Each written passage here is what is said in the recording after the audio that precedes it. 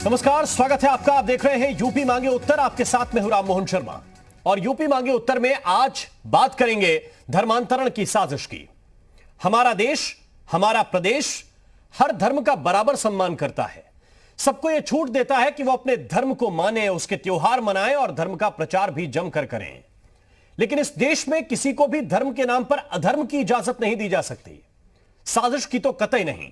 लेकिन सच्चाई यह भी है कि ऐसी हजारों साजिशें चलती रहती हैं, कभी मिशनरीज, कभी लव जिहाद, कभी कमजोरों का ब्रेन वॉश और मजबूरों को लालच देकर धर्म के धंधेबाज ये खेल खेलते आ रहे हैं और समाज के ताने बाने को कमजोर कर रहे हैं। उत्तर प्रदेश एटीएस ने अब जो खुलासा किया है वो आपको चौंका देगा। पहला खुलासा यह है कि कोई एक दो लोग नहीं हैं, धर्मांतरण की एक पूरी की पूरी गैंग चल रही है। दूसरा खुलासा यह है कि इस गैंग को विदेशों से भी फंड मिल रहा है। और तीसरा यह कि धर्मांतरण गैंग पैसे के जोर पर मजबूरों, कमजोरों, यहां तक कि मूक बधिरों का भी धर्मांतरण करा रहे हैं। और पुलिस का दावा यह है कि अब तक 1000 लोगों का ये लोग धर्मांतरण करा चुके हैं।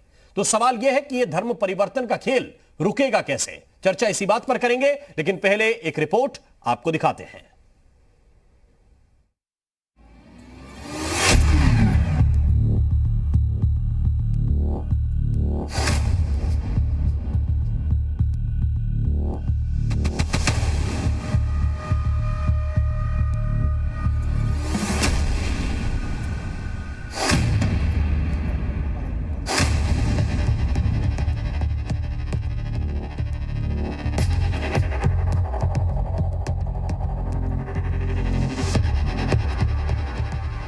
यूपी में धर्म के नाम पर अधर्म की साजिश का खुलासा हुआ है। इस तस्वीर को देखिए। चश्मा पहने एक शख्स जिसका नाम है मुफ्ती काजी जहांगीर और दूसरा उमर गौतम।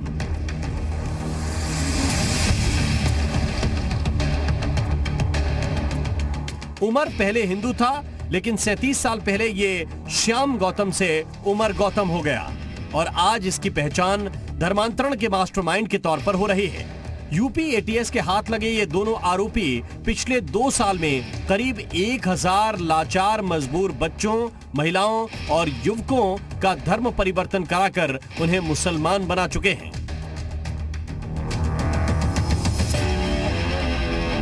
बड़ा गैंग है जो कि इस तरह से वल्नरेबल लोग हैं, जो संभावित गरीब लोग हैं, मूकन बधिर बच्चे हैं या ऐसे लोग हैं जो कि आर्थिक दृष्टिकोण से संपन्न नहीं हैं, उनको अपने धर्म के प्रति विद्वेष पैदा करना तथा उसको कन्वर्ट कराना और उसकी एवज में उनको पैसे की लालच देना, नौकरी की लालच देना, शादी की लालच देना और कुछ जो बच्चे जिनका धर्मांतरण हुआ है उनके घर वालों को भी कॉन्फिडेंस में नहीं लेना और उनको कहीं और ले जाना। तो एक बहुत बड़ा रैकेट है जो कि जिसका खुलासा हुआ है। आरोपियों पर मूक बधिर बच्चों का भी धर्म परिवर्तन कराने का आरोप है। पुलिस ने नोएडा के सेक्टर 117 में डीप सोसाइटी स्कूल में दबिश दी, जहां से दस्तावेज खंगाले गए और 2 बच्चों के तार इस मामले से जुड़ रहे हैं। उधर कानपुर और गुड़गांव से भी बच्चों के धर्म परिवर्तन कराने का मामला सामने आया है। इंटर पास किया था, इंटर पास करने में डीएवी कॉलेज में एडमिशन लिया था। इसके बाद लॉकडाउन में पेपर नहीं हुए थे, तब से वो उसमें माइंड वेस्ट हो गया। माइंड उसमें धर्म परिवर्तन हुआ। कैसे, कहाँ चला गया? दिल्ली चला गया था। आपको बता दिया? बता के नहीं गया था। कागज़ हमको घर पे मिला था बक्से में, तब मालूम हुआ था धर्म परिवर्तन करा। कागज में क्या लिखा है? कागज़ में उसने अपना नाम चेंज किया है। क्या नाम कर लिया? अब्दुल कादिर। इस बारे में मुझे कोई जानकारी नहीं है। अभी वो आए, उन्होंने 2 बच्चों का नाम लिया है, तो पहले हम अपना डेटा चेक करेंगे और फिर हम उनको बताएंगे उसमें क्या है क्या नहीं। पर क्या है, जो बच्चे सुनते बोलते नहीं है उनको हम लोग वोकेशनल ट्रेनिंग देते हैं, मतलब कंप्यूटर के कोर्सेज वगैरह कराते हैं उनको, जिससे आगे उनको जॉब के लिए हेल्प की जा सके। 17 फरवरी को बच्चे ने सुबह 9 बजे मेरे हाथ में कागज़ का टुकड़ा दे दिया कि ये कागज़ है। हम समझे कि जॉब छोड़ दिया था, कोई नया जॉब का रिज्यूम वगैरह दिया होगा वहाँ से कॉल लेटर। तो जॉब देखते के साथ एकदम से मुझे चक्कर आ गया और मैं गिर गया था उसी टाइम। फिर मैंने भाग दौड़ करके दिल्ली पता किया जाके भाई कौन कौन है। तो इसके अंदर उमर गौतम और अबू बकर, ये हाँ जी निवासी, हाँ जी, ये 2 नाम सामने आए दोस्तों। यूपी में धर्मांतरण की साजिश का खुलासा होने के बाद अल्पसंख्यक कल्याण मंत्री मोहसिन रजा ने कहा कि यूपी में योगी राज है, तो उधर शिया वक्फ बोर्ड के पूर्व चेयरमैन ने कहा कि कुछ कट्टरपंथी आतंक का चेहरा बने हुए हैं। उत्तर प्रदेश में भारतीय जनता पार्टी की आदरणीय योगी जी के नेतृत्व की सरकार है। ये किसी मुल्ला की सरकार नहीं है कि आप यहाँ पर इस तरह के कृत्य कर लेंगे। यहाँ पर सबका साथ, सबका विकास और सबके विश्वास की बात हम करते हैं। यहाँ पर हम किसी को इस तरह का कृत्य नहीं करने देंगे। उत्तर प्रदेश में जो बच्चों को, हिंदू बच्चों को मुसलमान बनाया गया है, ये उसी साजिश का एक नतीजा है। इनका एक मिशन है कि हम पूरी दुनिया पर कब्जा करें। ये चाहते हैं कि पूरी दुनिया में हम इस्लामिक झंडा फहराएं।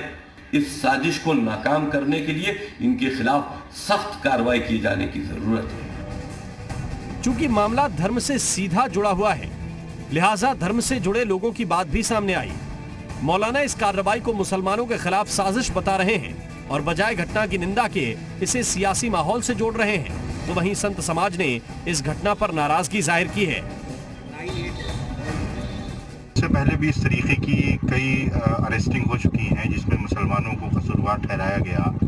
उन पर यह इल्ज़ाम लगाया गया कि वो जबरन लोगों का धर्म परिवर्तन कराते हैं। लिहाजा इस तरीके की बातें करके कहीं न कहीं एक मुसलमानों के खिलाफ एक माहौल बनाने की कोशिश की जा रही है, जिसको कहीं न कहीं इलेक्शन में जिससे फ़ायदा हासिल किया जा सके। सुदूर ग्रामीण अंचलों में धर्मांतरण ही इनका धंधा है। हमने तो सरकार से यह मांग की है कि जो धर्मांतरित हो गए, उन्होंने पिछड़े अथवा अनुसूचित जाति, अनुसूचित जनजाति में ऐसी कोई भी सुविधा ले रखी है तो उसे नौकरी से तत्काल बर्खास्त किया जाए। ये जो घटनाएं हो रही हैं वो ऐसे लोगों को जो धर्म परिवर्तन होता है वह बहुत ही खतरनाक है देश के लिए। इसलिए इस पर सरकार तुरंत प्रतिबंध लगावे, इसको खोज करे और पकड़े जाएं जो लोग ऐसे कर रहे हैं और उनको कठोर से कठोर दंड दिया जाए। तो इस साजिश के पीछे सिर्फ उमर है या कोई बड़ा गैंग, ये तो जांच के बाद साफ होगा। लेकिन विरोधी दल इस कार्रवाई में भी सियासत तलाश रहे हैं। अब तक धर्म और जाति की राजनीति में उलझी रहेगी भारतीय जनता पार्टी की सरकार। 4.5 साल हो गए और भाजपा सरकार धर्मांतरण, धर्म परिवर्तन, जाति परिवर्तन, इन सब चीजों में लोगों को उलझा कर रखना चाहती है। उत्तर प्रदेश में धर्म परिवर्तन का कानून तो पहले से ही मौजूद है। इसके मतलब उत्तर प्रदेश की सरकार, उत्तर प्रदेश की पुलिस किसी भी क्षेत्र में कानून व्यवस्था बनाए रखने में नाकाम हो रही है। अब सवाल यह है कि देश का माहौल बिगाड़ने की साजिश क्यों हो रही है? क्यों कठोर कानून के होते हुए धर्मांतरण कराने वालों में खौफ नहीं है? धर्मांतरण के 2 मास्टरमाइंड को पकड़कर अपनी पीठ थपथपा रही पुलिस से ये सवाल भी है कि जब फंडिंग विदेश से हो रही थी तो इस रैकेट पर पहले नजर क्यों नहीं पड़ी? इतने बड़े पैमाने पर धर्मांतरण कैसे होता रहा? और अब सवाल ये कि क्या धर्मांतरण के खेल पर पूरी तरह लगाम लग सकेगी? ब्यूरो रिपोर्ट, जी मीडिया।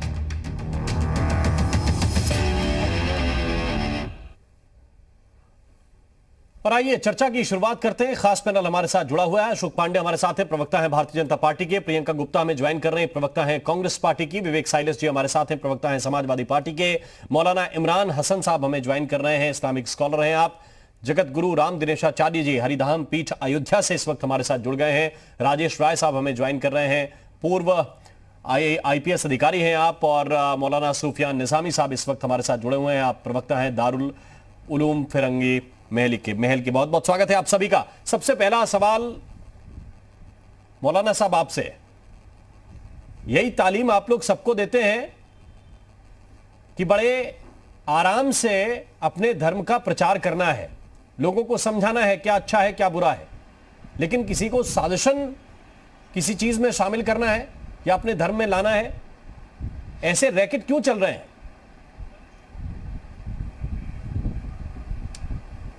देखिए, एज एक्सपेक्टेड जो हमें उम्मीद थी कि इलेक्शन से पहले इस तरीके के मुद्दे ज़रूर लाए जाएंगे जो सीधे सीधे जिनका ताल्लुक़ मुसलमानों से होगा, और ये अब आपके सामने मंजर आम पर ये तमाम चीज़ें आने लगी हैं। बहरहाल देखिए, ये तो हमारा मुक़द्दर बन चुका है इस मुल्क के अंदर कि हमें कभी दहशतगर्दी के नाम पर, कभी देश से गद्दारी के नाम पर, कभी धर्मांतरण कराने के नाम पर, जबरन धर्मांतरण कराने के नाम पर, और हास्यास्पद बात तो ये है कि कभी कोरोना फैलाने के नाम पर बार बार गिरफ्तार किया जा चुका है और अब भी गिरफ्तार किया जा रहा है, ये कोई नई बात नहीं है। हमारा सिर्फ ये कहना है कि अगर जबरन धर्म परिवर्तन कराया जा रहा है तो संवैधानिक तरीके से जिन शख्स को गिरफ्तार किया गया है वो अपनी बात कोर्ट के अंदर रखेंगे। पुलिस की जो कहानी होती है, पुलिस जाहिर है जब गिरफ्तार करेगी तो वो एफआईआर में या अपनी रिपोर्ट में ये नहीं लिखेगी कि साहब वो 5 वक्ता नमाजी थे और बहुत अच्छे इंसान थे, लोगों का बड़ा ख्याल रखते थे, गरीबों की मदद करते थे। बल्कि पुलिस तो जितनी भी कहानी बन सकती है बनाएगी, उनके फंडिंग आईएसआईएस से होगी और न जाने कितने लोगों को वो पहले से जानते हैं इन दो लोगों चुके होंगे।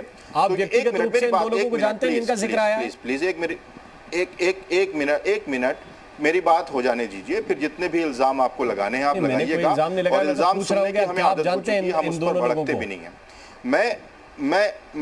मैं ये बात कह रहा हूं कि देखिए, अभी तबलीगी जमात को लेकर जिस तरीके से मीडिया ने बायस्ड होकर एक रिपोर्टिंग की थी और उनको इतना कसूरवार ठहराया था, बॉम्बे हाई कोर्ट ने एक जोरदार तमाचा इलेक्ट्रॉनिक मीडिया के मुंह पर और प्रिंट मीडिया के मुंह पर लगाया था जिस तरीके की रिपोर्टिंग उन्होंने की थी। फिर तबलीगी जमात के लोगों को दिल्ली हाई कोर्ट ने और बॉम्बे हाई कोर्ट ने बरी भी किया था।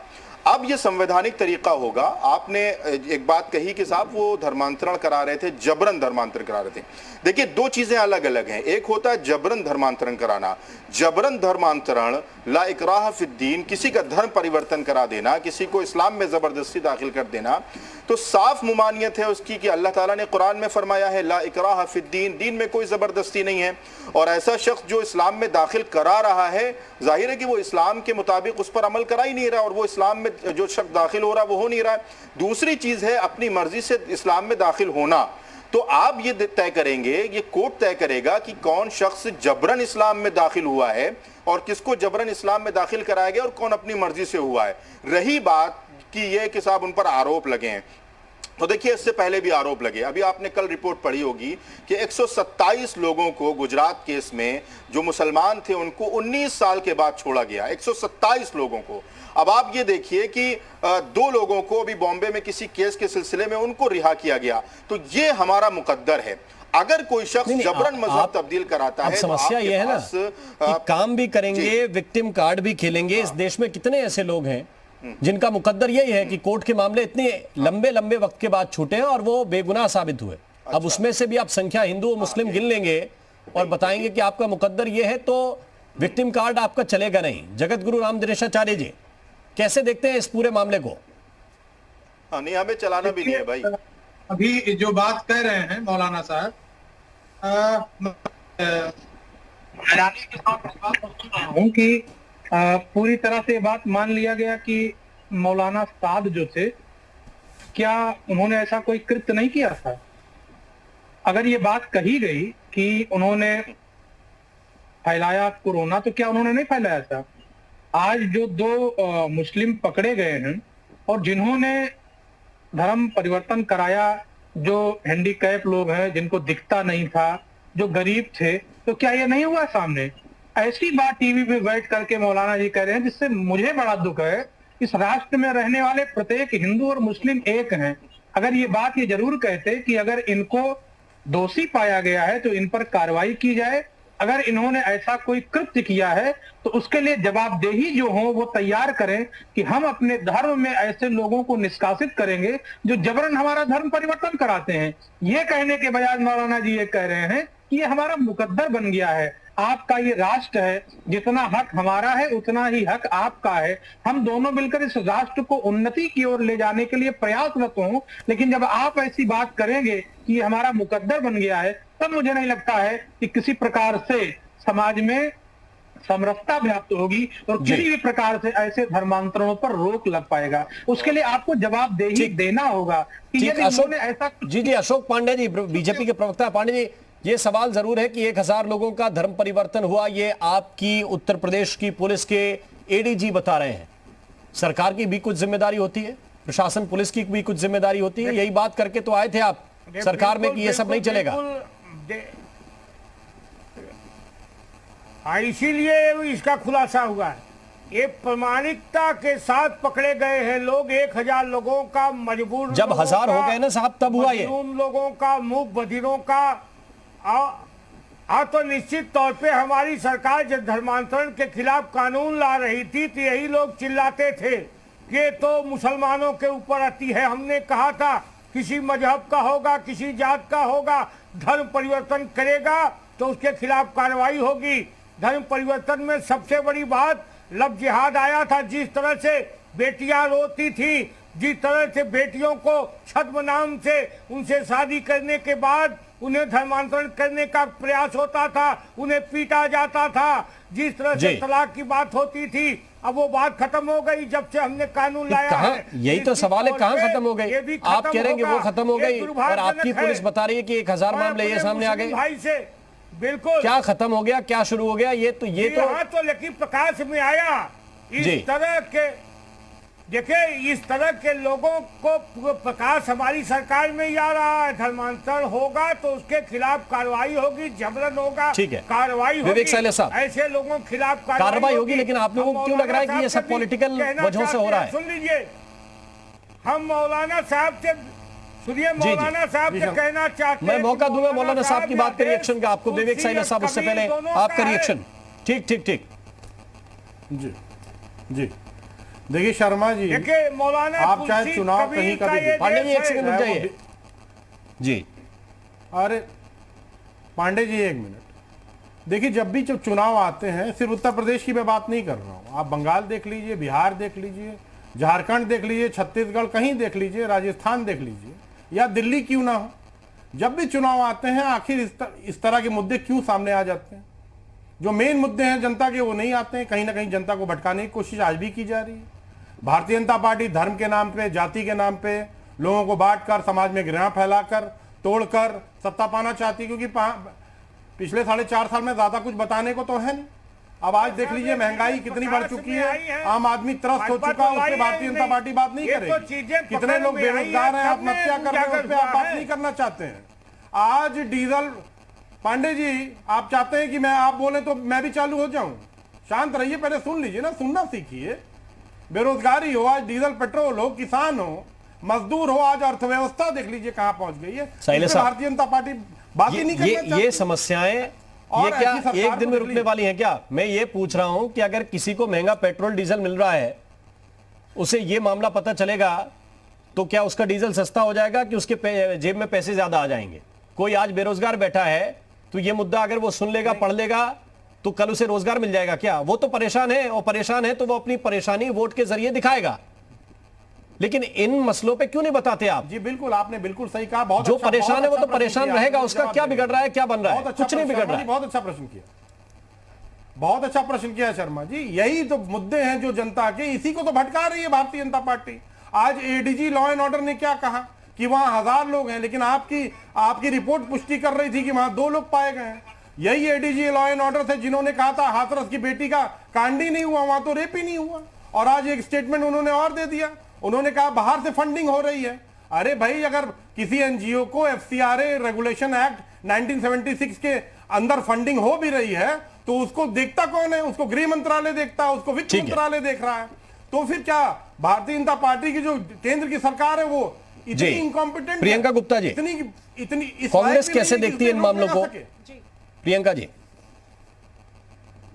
कांग्रेस हमेशा से संविधान का पालन करती है। ये संविधान जो भी कहता है कांग्रेस उसको एक्सेप्ट करती है। संविधान में कहा गया है कि यदि किसी का धर्म परिवर्तन छल या बल के माध्यम से किया जाता है तो वो गलत है। अगर कोई भी धर्म परिवर्तन करता है, अपनी स्वेच्छा के अनुसार करता है, तो वो सही है।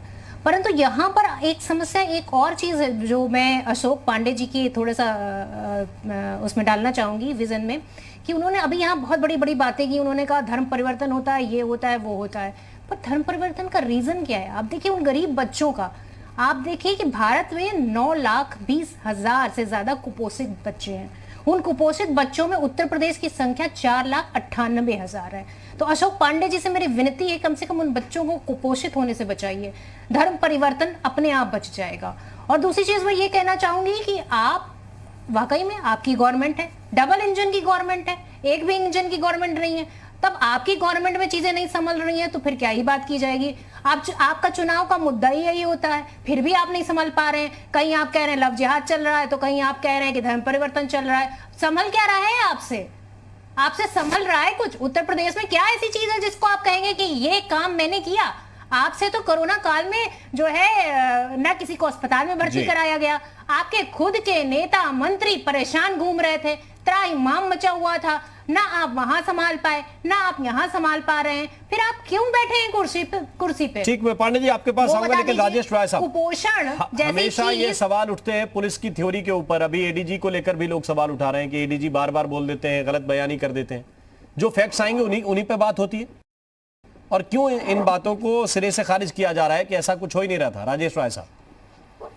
नहीं, ये तो बात सब इसको तो कोई नहीं है मना कर रहा है कि जो ये मुकदमा कायम हुआ है इसमें जो धर्मांतरण की कोशिश की गई है, धर्मांतरण किया गया है। अभी उसके एक बच्चे के जो अभिभावक है उनका भी कथन आ रहा था कि उनको नहीं पता था। मूक बधिर बच्चे जी जो अपनी बात को कह भी नहीं सकते हैं, अपनी व्यथा को कह भी नहीं सकते हैं, और अपनी वो जिनको कोई समझा भी नहीं सकता है कि नहीं, उनको तो ये भी नहीं कोई समझा सकता कि नहीं हिंदू धर्म अच्छा है कि इस्लाम अच्छा है कि क्या कहते हैं क्रिश्चियनिटी अच्छी है, उनको जो है वो लालच दे करके समझा के उनको जो है किसी तरीके से डरा के धमका करके, और उनके पेरेंट्स को भी नहीं पता। पेरेंट्स के सामने जब कोई कागज आ रहा है तो उस कागज को बच्चे एक्सप्लेन भी नहीं कर सकते अपने पेरेंट्स क्या कागज है, और वो कागज आ रहा है तो कह रहे हैं मैं तो ठगा रह गया कि क्या हो गया। जब पता लगा तो मालूम पड़ा कि ये जो महान लोग हैं, ये हस्तियां जो बहुत ही मतलब शांति दूत हैं और बहुत ही बढ़िया चारों तरफ अच्छा माहौल फैलाने की कोशिश कर रहे हैं, भाईचारा फैला रहे हैं, इस तरीके से धर्म परिवर्तन करके इन लोगों का नाम प्रकाश में आया। तो जब एक चीज प्रकाश में आई और उसकी जांच शुरू हुई तो पुलिस ने जांच की, तो पुलिस को ये बातें आगे मिली, कागज उनको उन्होंने जांच किए, कागज पत्र मिले, जामिया से इनका कनेक्शन आया जो और एक संस्था है वहां के एक चेयरमैन साहब इसमें इन्वॉल्व।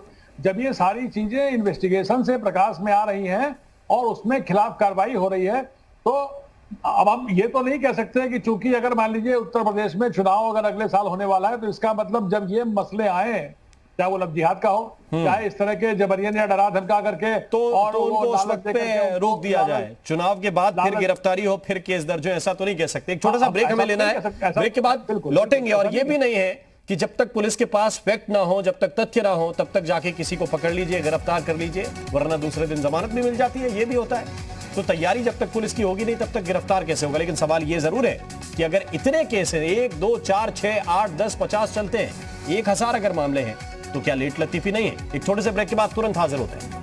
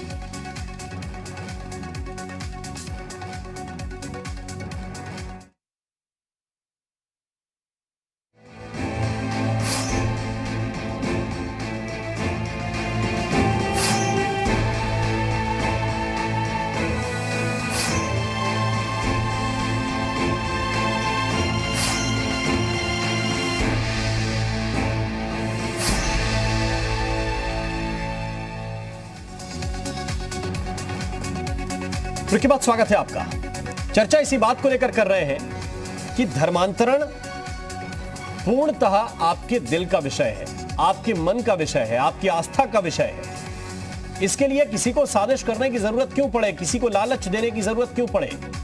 नौकरी का, शादी का लालच, कपड़ों का लालच, पैसों का लालच, क्या इसके आधार पर जो गरीब हैं, लोग परेशान हैं, उनका धर्म परिवर्तन करके आप अपने धर्म को आगे बढ़ाने की कोशिश कर रहे हैं?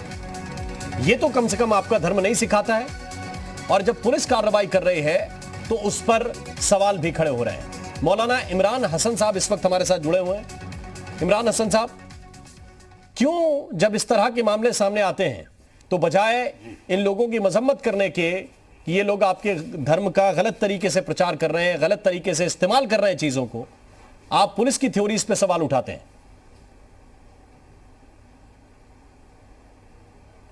देखिए, उसकी वजह यह है कि जब समाज में इंसाफ मिलना बंद होता है या दिखता कि इंसाफ नहीं मिला केसेस में, तो लोगों को शक व शुबा होता है। जैसे इखलाक वाले केस में कि गाय का गोश्त NIA ने साबित किया कि नहीं है, बाद में ये हो गया कि वो गाय का गोश्त है।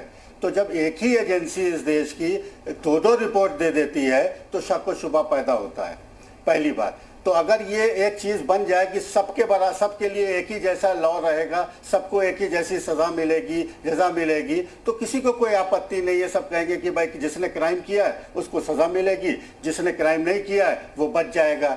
लेकिन जब क्राइम हुआ तो आपने उसको दिखाया कि पूरी मीडिया में छाया, और जब अक्षरधाम वाले जो लोग बेचारे जो रिहा किए सुप्रीम कोर्ट ने, उसमें एक छोटी सी पट्टी चल गई कि वो सारे 11 लोग जो हैं वो बेगुनाह जो है वो छोड़ दिए गए।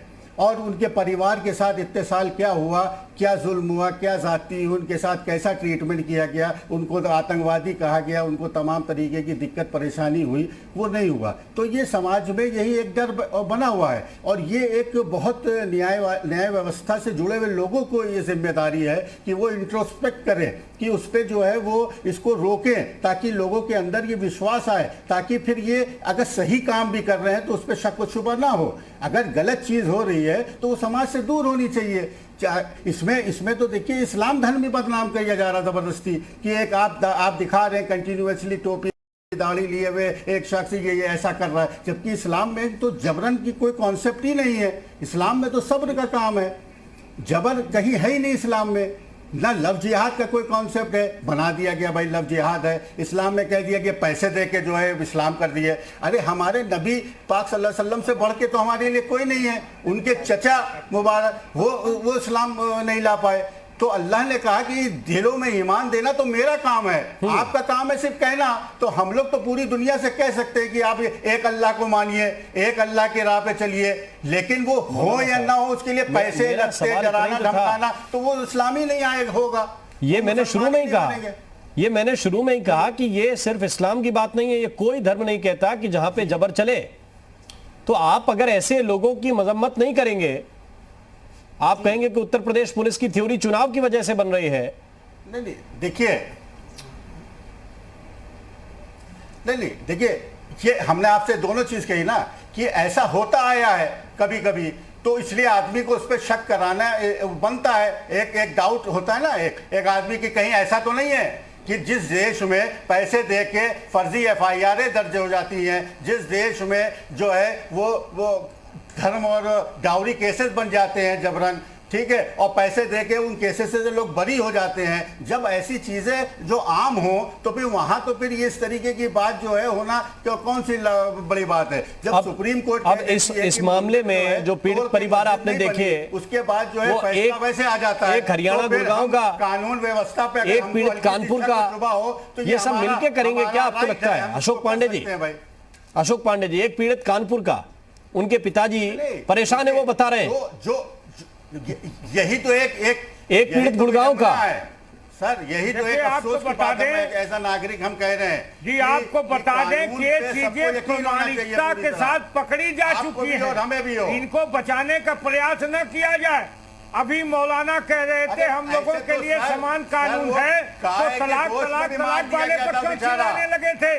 जब हिंदुस्तान का कानून है कि एक पत्नी से ज्यादा शादी नहीं कर सकते, तो क्यों चिल्लाने लगे तलाक वाले कानून पर? आपने कहा हम देश के कानून को मानेंगे, जब कोर्ट ने कहा कि राम मंदिर राम जन्मभूमि की जमीन है तो आप चिल्लाने लगे, जज के ऊपर तोहमत लगाने लगे। उनको सजा दे दीजिए। एक शायर ने तो यहाँ तक कह दिया जज के खिलाफ, ये हिंदुस्तान का कानून मानते तो तलाक ही देश में रहता, इस देश में कानून मानते तो जज को गाली देते।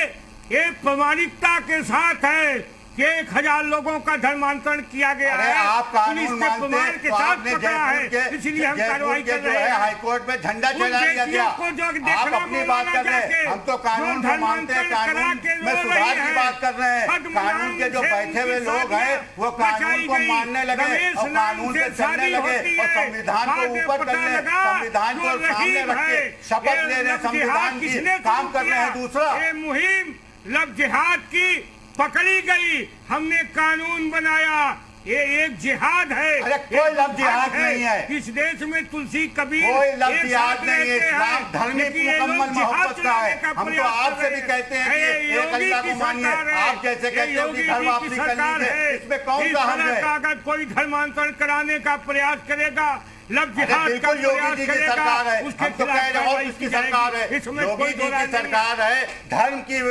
धर्म की स्थापना होनी चाहिए यहाँ पर, और धर्म कभी धर्म की बात नहीं करता। किसी के साथ जुर्म नहीं होना चाहिए, किसी के साथ जाति नहीं होनी चाहिए, चाहे वो कोई भी हो। आपके साथ जाति होगी तो भी हम खड़े होंगे, और हमारे साथ जाति हो तो आप खड़े होंगे। अगर रमेश रहीम बन के किसी लड़की को फंसा के प्रेम जाल में धर्मांतरण कराएगा, उसके खिलाफ कार्रवाई होगी, ये समझ लीजिए। तो उसी कार्रवाई की उम्मीद कर रहे हैं। नहीं सिखाता, वो जुर्म है, उसको सजा दीजिए, ये इस्लाम नहीं दिखाता। ठीक, लेकिन जबरन मार देना ना, ये बताइए मौलाना साहब, आप कह रहे हैं कि ये इस्लाम नहीं सिखाता है, ठीक है। मौलाना सुफियान निजामी साहब, आप कह रहे हैं कि ये इस्लाम नहीं सिखाता है, और हम भी ये नहीं कह रहे कि ये इस्लाम सिखाता है। कम से कम जो इस्लाम सिखाता है वही तो बताइए आप लोग। निजामी साहब, वो बताइए जो इस्लाम सिखाता है। जो इस्लाम नहीं सिखाता, ऐसे लोग जो काम कर रहे हैं उनको डिफेंड किस बात के लिए किया जा रहा है? ठीक, एक सेकंड रुक जाइए। इनके रैली का भाषण बंद करा दे तो मैं बात करूं। जी देखिए, आपका क्या कहना है, क्या उनको दहशतगर्द करार दे दिया जाए या जुर्म साबित होने से पहले ही उनको फांसी पर लटका दिया जाए? अगर आप ये कहलाना चाहते हैं तो आप कह दीजिए, हम कह देंगे। सजा तो अदालत मुकर्रर करेगी। नहीं, आप इतनी देर से तो अदालत अगर सजा मुकर्रर करेगी तो आप बार बार इस बात को क्यों फोर्स कर रहे हैं कि हम जो लोग पकड़े गए हैं उनको पहले ही से गलत कह दें? ऐसे तो तबलीगी जमातियों को जो रिहा किया गया था उन पर भी इल्जाम साबित कर देते आप लोग। जब पुलिस की थ्योरी, आप कह रहे हो साहब पुलिस की थ्योरी पर सवाल क्यों उठा रहे हैं? आपने न जाने बॉलीवुड में बनी हुई कितनी फिल्में देखी होंगी जिसने पुलिस की थ्योरी पर पूरी फिल्में बना दी।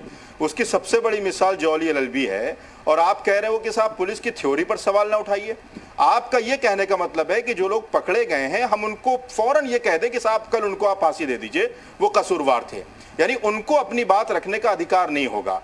दूसरी चीज देखिए ये है कि अभी जो हमारे बीजेपी के प्रवक्ता साहब है, बहुत लंबा चौड़ा उन्होंने रैलियों वाला भाषण दिया है। जब उनसे अगर आप सिलेंडर पे पूछ लीजिए ना या लोगों की मौतों पे पूछ लीजिए ना तो इतनी तेज आवाज नहीं निकलेगी। इस पर चूंकि इसलिए निकलेगी क्योंकि ये मुद्दे उनको सूट करते हैं, इसी मुद्दों पर वो राजनीति करना चाहते हैं, इसी मुद्दों पर वो जनता को बहकाना चाहते हैं। जी बस देखिए अब इनकी आवाज निकल आई। ठीक देखिए अब इनकी आवाज निकल आई। थोड़ा सा और भी मेहमान है, सबको बराबर का मौका मिलना चाहिए। पांडे जी रुक जाइए, सबकी बात आने दीजिए। मर रहे थे तो इनकी आवाज नहीं निकल रही थी भाई। मैं यही कह रहा हूं कि इनकी आवाज उन्हीं मुद्दों पर निकलेगी जो मुद्दे इनको सूट करते हैं। मेरा सिर्फ ये कहना है कि देखिए, आपने कहा योगी जी की सरकार है, हम तो नहीं कहते हैं जॉय बाइडेन की सरकार है यूपी के अंदर, हम भी कह रहे हैं योगी जी की सरकार है। आप योगी जी के सरकार में रहते हुए कौन आपको मना कर रहा है कि साहब उस पर कार्रवाई ना कीजिए? 1000 लोग आपने कहा धर्मांतरण जो करा चुके हैं, आप उन पर कार्रवाई कीजिए, कोर्ट को अपना काम करने दीजिए, अगर जुर्म साबित हो जाता है तो उनको फांसी पर लटका दीजिए। कौन हिमायत कर रहा है? लेकिन मुद्दा आप वही लाएंगे जो हमारे बीजेपी के प्रवक्ता साहब है, जो उनको सूट करेगा। मैंने यही कहा कि मई में कोई भी आदमी ऑक्सीजन सिलेंडर पर बात करने के लिए तैयार नहीं था, क्योंकि वो कर नहीं सकते हैं।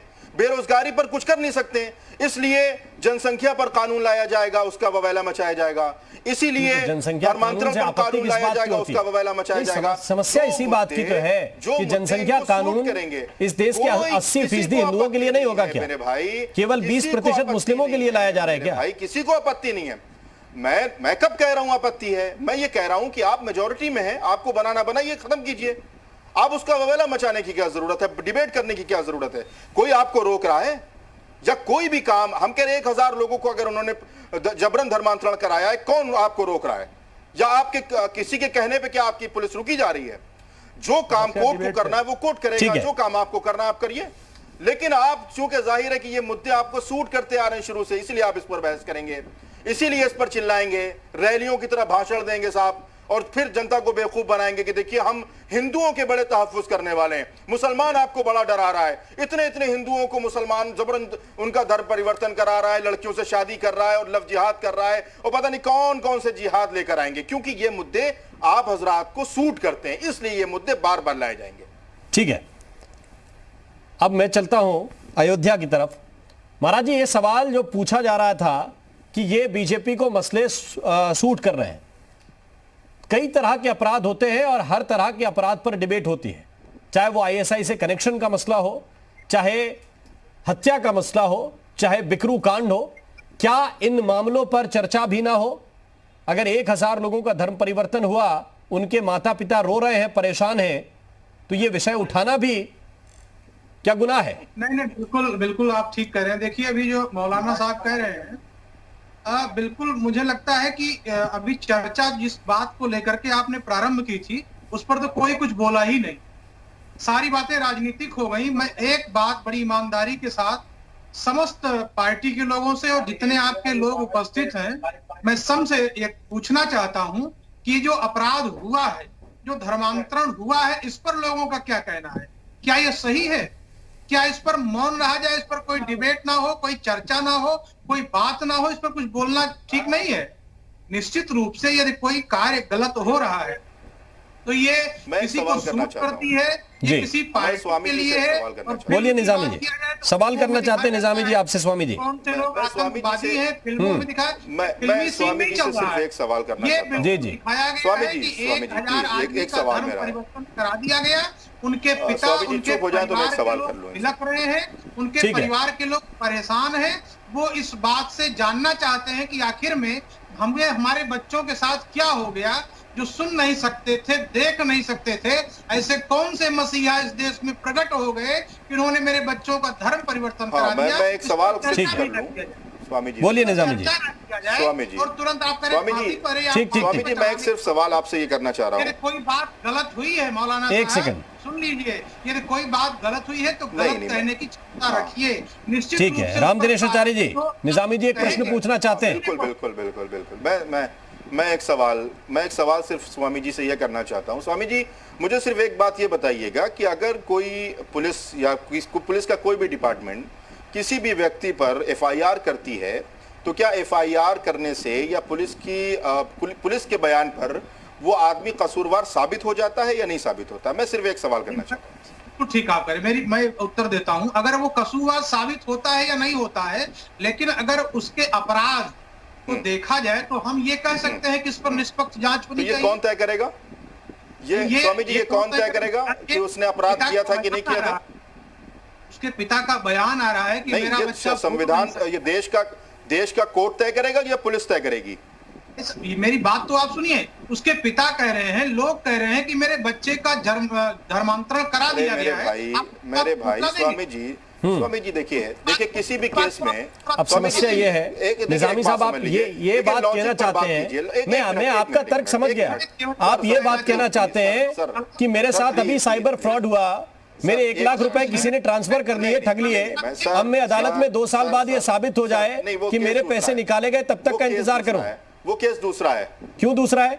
वो केस दूसरा है। नहीं तो कहीं किसी की हत्या हुई, पुलिस को आप पूरा इख्तियार दे दीजिए। नहीं, इख्तियार की बात नहीं है ये मेरे भाई, मैं तो कह रहा हूं, वो तो अभी किसी ने सजा दे दी क्या गुनहगारों को? कोर्ट बंद करा दीजिए। किसी ने सजा दे दी क्या? हमें किसी ने सजा दे दी क्या? आप कोर्ट बंद करा दीजिए। किसी ने सजा दे दी क्या? कहना चाह रहा हूं मैं, यही कहना आप 50 मामले ऐसे हैं जिनको लेकर जो पॉलिटिकली आपको सूट करता है, आप उनको अभी तक आरोपी कहते हैं। आपसे आपने अदालतों के फैसले मान लिए क्या? इतनी बात कहना चाह रहा हूं आपसे, आपने अदालतों के फैसले मान लिए क्या? आप तो आज तक गुनहगार कहते हैं उनको। आपको पता नहीं निजामी साहब, मैं सच कह रहा हूं कि नहीं, आप रुक जाइए एक सेकंड। स्वामी जी के निजामी साहब से अगर बात करना चाह रहे हैं, निजामी साहब मैं ये कह रहा हूं कि आप जिनको गुनहगार समझते हैं, अदालतों के फैसले के बाद आपने उनको गुनहगार मानना छोड़ दिया? आप जिन्हें समझते हैं उनको तो समझते ही हैं। बिल्कुल मानना छोड़ दिया। कहां छोड़ दिया? हाँ, बिल्कुल बिल्कुल। अगर इतना बड़ा मसला ना होता तो मुसलमान बाबरी मस्जिद से दस्तबरदार नहीं होता। वो कोर्ट के फैसले की बुनियाद पर बाबरी मस्जिद से मुसलमान दस्तबरदार हो गया और अपने केस को वापस ले लिया है। ऐसी सैकड़ों मिसालें हिंदुस्तान के अंदर है। हम कोर्ट का सम्मान करते हैं और औरों से ज्यादा हार गए। दूसरी बात यह है नहीं, मैं वही कह रहा हूं कि कहीं और फिर मैंने उसको यही मैं बात कह रहा हूं। सुप्रीम कोर्ट के अलावा कहां चैलेंज करेंगे? आपने हर जगह चैलेंज किया। फैसला आपने लोअर कोर्ट चैलेंज किया, आपने हाई कोर्ट चैलेंज किया, हाई कोर्ट का वर्डिक्ट आ गया उसको चैलेंज किया, आपने सुप्रीम कोर्ट में भी कोशिश की। उसके बाद कहीं फसाद हुआ। किस मुसलमान चाहते हैं कि अदालत के बाद फसाद भी हो? किसने दंगा कराया? नहीं, आप ये भी चाहते हैं कि अदालत के बाद निर्णय के बाद फसाद? मैं कह रहा हूं अगर मुसलमान उसको देखिए अब आप मैं सिर्फ इतनी बात कह रहा हूं, अपनी बातों में लोगों को बहकाएं। मैं सिर्फ इतनी बात कह रहा हूं अगर आप पुलिस को ये इख्तियार दे रहे हैं कि पुलिस किसी को मुजरिम साबित कर दे तो आपको मुबारक हो, आप उसको करते रहिए, लेकिन जब तक कोर्ट फैसला नहीं करेगा हम उसको नहीं मानेंगे। पुलिस किसी को मुजरिम साबित नहीं करती। बचा दीजिए। जहां पुलिस की थ्योरी में लूप होल्स होते हैं वहां पुलिस अधिकारियों के खिलाफ भी इसी चैनल पर रिपोर्ट चलती है। जहां पुलिस की थ्योरी में लूप होल्स होते हैं वहां पुलिस के बड़े बड़े अफसरों के खिलाफ हमने रिपोर्ट चलाई। जहां पर आम इंसान का हक मारा जाता है उनके तो बड़े बड़े अफसरों के खिलाफ हमने यहाँ रिपोर्ट चलाई। जहां पर न जाने कितने सैकड़ों मुसलमानों को 19-19 साल जेलों में बंद रखा जाता हो और आप कह रहे हैं साहब पुलिस की थ्योरी पर सवाल क्यों उठा रहे हैं आप? तो फिर किस पर सवाल उठाया जाए? यही समस्या है, आप इसमें भी सिर्फ मुस्लिम पिक करके लाते हैं। तो कितने बेगुनाहों को जेल में रखा जाता है, ये आपका पॉइंट होना चाहिए। राजेश राय साहब, आप मुझे मुसलमान की हैसियत से सवाल करेंगे, मैं मुसलमान की हैसियत से जवाब दूंगा। आप इंडिविजुअल की हैसियत से बात करेंगे, मैं इंडिविजुअल की हैसियत से जवाब दूंगा। जैसा सवाल आप करेंगे मैं वैसा जवाब दूंगा। आपने मुझे कोई समाज सेवी की हैसियत से थोड़ी ना बैठाला है, आपने मुझे धार्मिक गुरु की हैसियत से बुलाया है। मैं धर्म की बात करूंगा, मुसलमान और कम्युनिटी की बात करूंगा।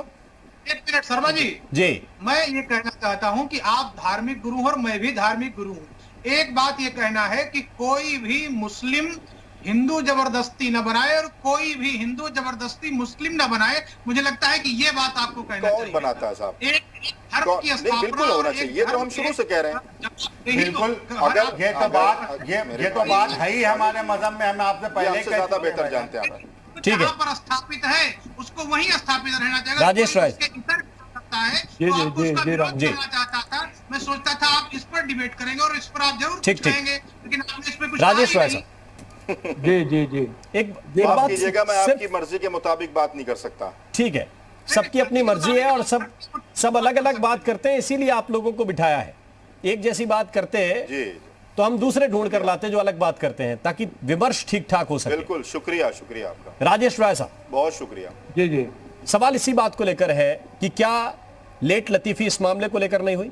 क्योंकि जब कहते हैं एडीजी के 1000 मामले सामने आ चुके हैं, तब यह भी सवाल उठता है कि आप इसी विषय को लेकर जो ये सरकार थी जिसके बड़े बड़े नेता दावा करते थे कि साहब ये नहीं चलेगा, ये नहीं होगा, तब 1000 मामले सामने आ गए और अब जाकर आप 2 लोगों को पकड़ रहे हैं और कह रहे हैं कि इनके पूरे गैंग का खुलासा होगा।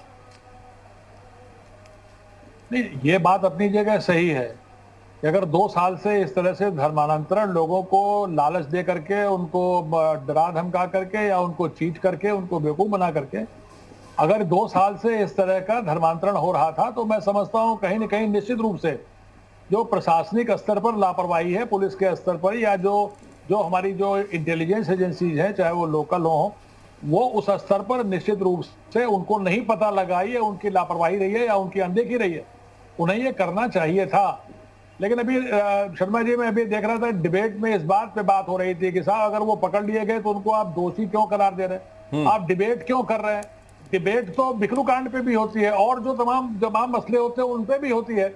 ये एक मसला है, महत्वपूर्ण मसला है कि यहाँ पर एक तरफ आप कह रहे हैं कि हमारा जो है जो कुरान है, हमारी जो पुस्तक है, वो ये कहती है कि इस तरह से धर्मांतरण नहीं कराना चाहिए, लेकिन इसके बाद भी अगर इस तरह के धर्मांतरण हो रहे हैं तो कम से कम इस डिबेट पर बैठ करके हम लोग ये तो कह सकते हैं ना कि जो ये कर रहे हैं गलत कर रहे हैं। अगर इन्होंने किया है तो जहां तक बात है दोषी ठहराने की, तो पुलिस का काम यह है, अगर उसके सामने कोई बात आती है तो वो उसमें कार्रवाई करते हैं, एफआईआर लिखी जाती है।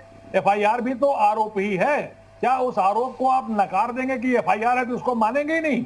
आरोप आया, उस आरोप की अब जांच होगी। अब जांच कौन करेगा? पुलिस ही जांच करेगी, पुलिस ही जांच करती है। जाहिर है कोई और एजेंसी भी कर सकती सजा है। तो कोर्ट तय करेगी, सजा अदालत तय करेगी, और उसके आधार पर भी हम किसी को मानते हैं कि दोषी है कि नहीं है। कई बार ये होता है कि निचली अदालत ने कुछ और कहा, फिर हाई कोर्ट ने कुछ और कहा, फिर सुप्रीम कोर्ट ने हाई कोर्ट के निर्णय को भी बदल दिया। लेकिन यह भी नहीं हो सकता कि आखिरी दिन तक, जब तक कि सुप्रीम वर्डिक्ट ना आ जाए, उस बात पर बहस ही ना हो, उस बात पर कोई विमर्श ही ना हो। बहुत बहुत शुक्रिया, बहुत बहुत धन्यवाद आप सभी मेहमानों का हमारे साथ इस चर्चा में जुड़ने के लिए। लेकिन यह जरूर है कि हमारी एजेंसियों को थोड़ा सा और सतर्क और मजबूत होने की जरूरत है, क्योंकि अगर इस तरीके की चीजें हो रही हैं तो जाहिर है कि ये समाज में विघटन का काम करती हैं और इन्हें वक्त से पहले रोका जाना चाहिए। यूपी मांगे उत्तर में अभी के लिए बस इतना ही। नमस्कार।